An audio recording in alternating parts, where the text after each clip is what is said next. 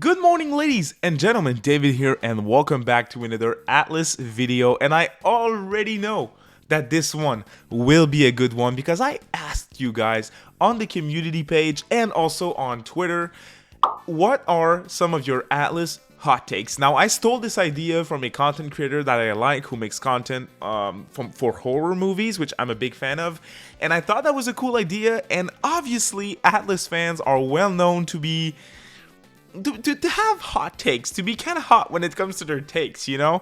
And I knew this would be interesting. It turned out way more interesting than I thought it would. So what I'm going to do today is I'm going to read your hot takes and I'm going to give my opinion on them. Honestly, that's a fun one. Plus, on Twitter, Megaton YouTube answered my tweet. So a lot of YouTubers that from the Megami Tensei community, Atlus community that you guys know and love, replied to my tweet. Shoutouts to them. We're going to react to their hot takes as well, so stay tuned for that. Should be fun. Now, let's get right into it. So we're going to start with YouTube, and the first one comes from Sevora LF saying, the romance system is the worst part of the Persona games, and I'm extremely glad it is confirmed to not be in metaphor so they can focus on making social links with female characters that don't always have to end in half-baked romance, and instead have truly great individual character arcs. Now, I understand where this person is coming from. I don't mind the presence of romance in Persona. It's definitely not wrong to say that a lot of them have half-baked romance, especially near the end of the social link, which sometimes can lesser the experience of the actual social link.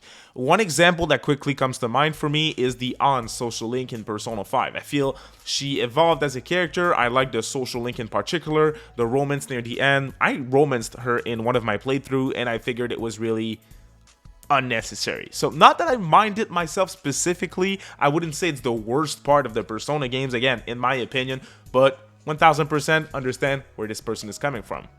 This next one comes from VX Cookie once again on YouTube, and they're saying Midori works and is employed by Atlus as a social media marketer. I believe she is actually allowed to provide the info she does online. And you see, that is a theory that is always going around, that Midori, the infamous leaker who's leaking pretty much everything. Right now, she's leaking like stuff about Jet Set Radio and everything. Pretty much a perfect track record. Industry plants like this exist.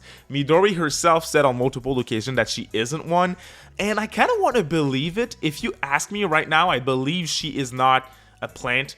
I think she believes she knows too much stuff, and she's too accurate on stuff that is far from being announced. Like, she's talking about the games as a service, games that Sega's working on, like a Jet Set Radio, that are planned to release in 2027, 2028. Like, Sega has no benefit in asking her to report on that. You know, it could even scare investors at the same time with how reliable Midori is. So I certainly don't think that she is, but this is a popular opinion amongst Atlus fans, and clearly a great hot take that I'm happy to have because it adds variety to this episode.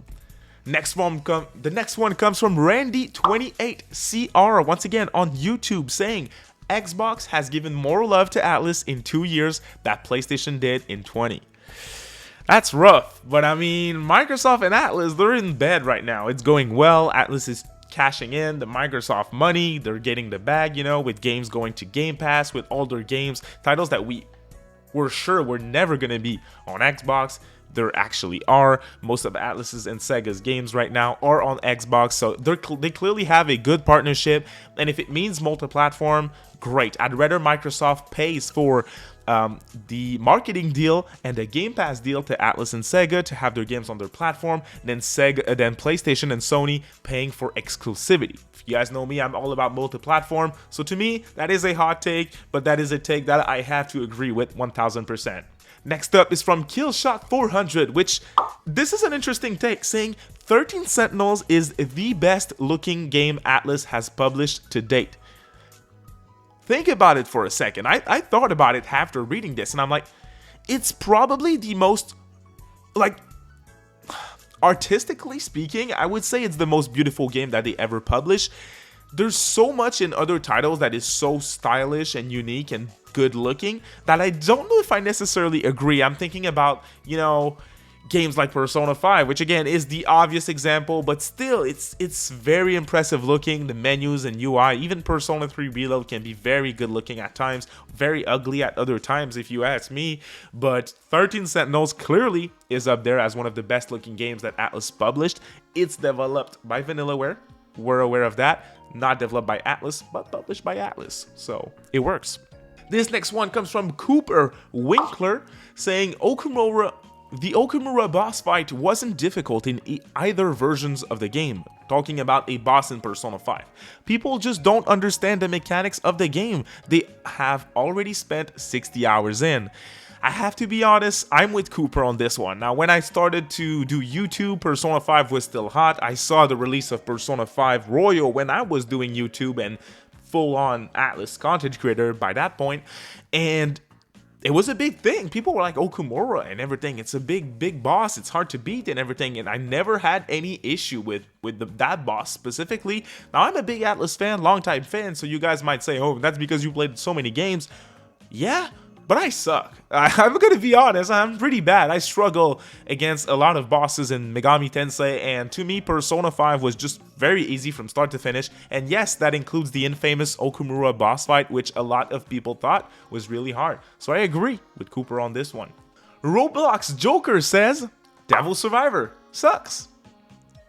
Come on, man. That's a tough one. You know, a lot of controversy and a lot of different opinions on most Megaton games and most Atlus games, but Devil Survivor is kind of like in another category next to games like Digital Devil Saga that pretty much everyone likes. So yeah, that's a hot take. It certainly is a hot take from Roblox Joker. The next one is from a Megaton content creator, Strain42. You guys should check him out. Great series on the Demons of Megami Tensei. Very entertaining stuff. You guys should check out his channel. He had to say, Tokyo Mirage Sessions is awesome and actually did a really good job of blending mechanics and ideas from both franchises. Tokyo Mirage Sessions being a game made in collaboration between Atlus, owner of SMT Persona, and Nintendo, who's in charge of Intelligent System, who owns Fire Emblem. Now, this is interesting because I don't fully agree with John. And again, John knows me and we talk often. We made videos together and everything, so shoutouts to him. It's nothing against him. Tokyo Mirage Sessions is indeed awesome. It's a very good game, and I said it before and I'll say it again. Tokyo Mirage Sessions has one of the best Atlus combat system of all time. Super addictive with the follow-ups attack. It's fantastic. It has issues, but let's focus on his comment. I do not think it did a great job of blending mechanics from both franchises. Certain mechanics, yes, but to me, Tokyo Mirage Sessions, and I always say this, it's a very good game on its own, but it's a bad SMT cross Fire Emblem game, again, in my opinion. Shoutouts to John, thank you for replying, mate, appreciate it. The next one is also from a content creator in the Megami Tensei community that we all know and love, who's been on the channel a few times before, Ozyak, saying, Soul Hackers 2 is the most optimally balanced gameplay experience in any Atlus game, and the only one where the difficulty names are consistently accurate to the experience.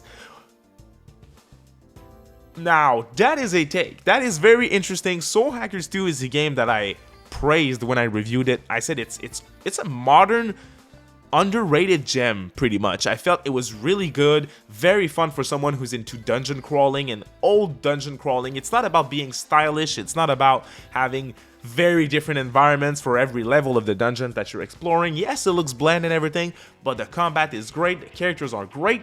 It's one of the best stories in modern Atlus titles as well, in my opinion. It's really solid. Love the soundtrack too. Female protagonist Ringo is fantastic, and yes, the gameplay is just very fun, very well balanced, and from start to finish, it's great, man. It's really great. So I'm with Ozzy on this one, even though a lot of people, I'm sure, are in disagreement.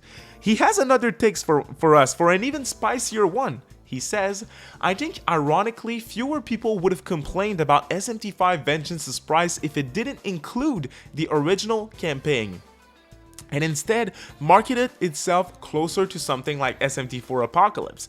People legit seem more upset getting more content. Ozzy, mic drop. That was right on. I'm 1000% in agreement with this one.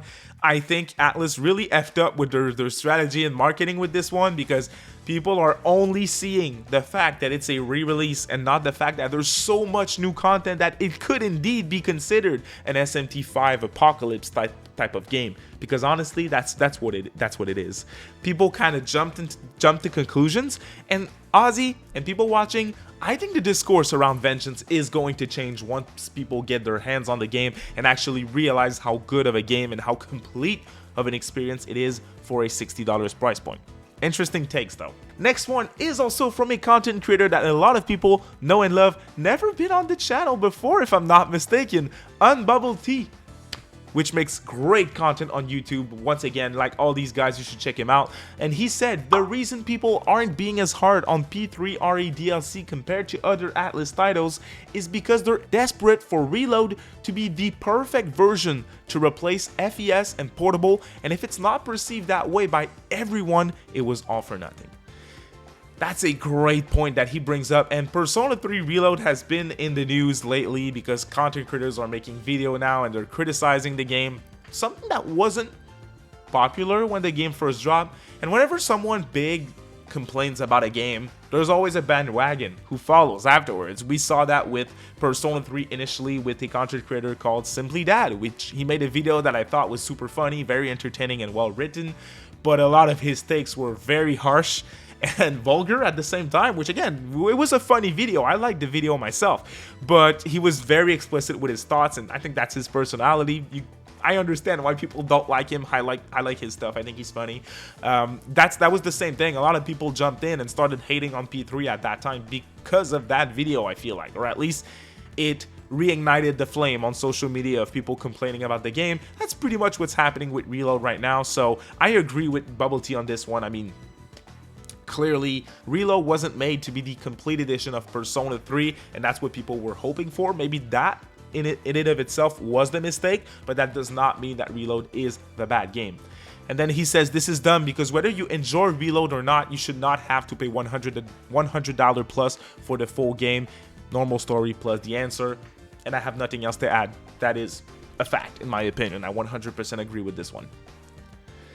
This one comes from someone on Twitter who's very big in the Megaton community and Atlus community in general, Thanos, friend of the channel, and he said, I hate their enhanced re-release model. Not because I think they devalue the original version or some bullshit like that, but because I now feel hesitant to try out any non-spin-off title from this company knowing they'll enhance it in a few years with new Day 1 DLC on top.